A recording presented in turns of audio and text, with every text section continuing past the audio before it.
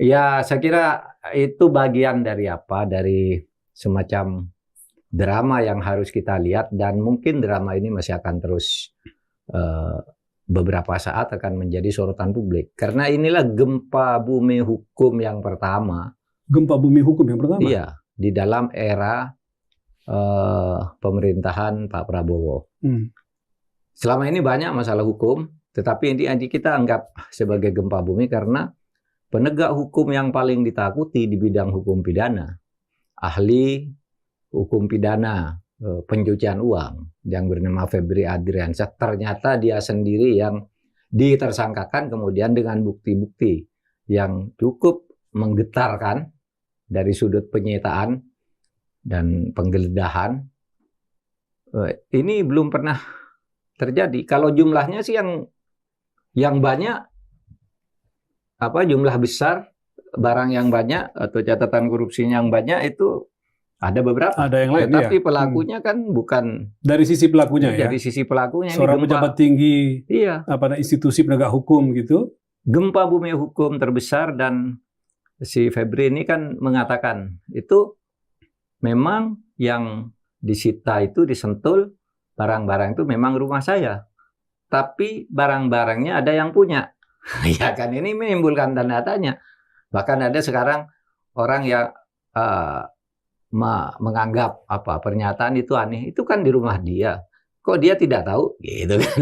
Padahal tidak bilang tidak tahu, cuma bilang ada yang punya. Ada yang punya, ya. Tapi sekarang parodi yang muncul itu rumah gue, tapi isinya enggak tahu gue kan gitu. Sekarang.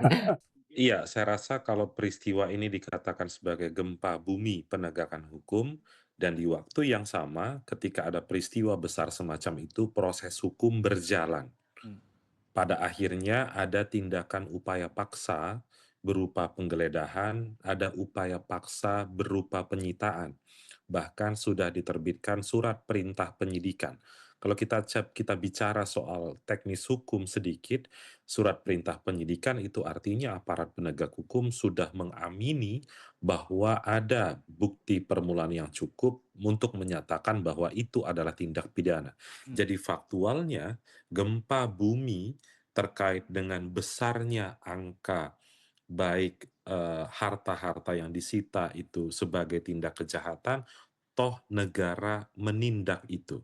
Kalau saya mau kaitkan lagi, beberapa waktu lalu Presiden Prabowo Subianto menyatakan dalam pidatonya dan meminta secara eksplisit agar seluruh aparatur negara, termasuk dalam hal ini aparat penegak hukum, ada kepolisian, ada kejaksaan, ada Tentara Nasional Indonesia, untuk melakukan introspeksi diri, untuk melihat lagi bahwa apa yang mereka dapatkan hari ini, misalnya soal gaji dan lain sebagainya, itu berasal dari rakyat.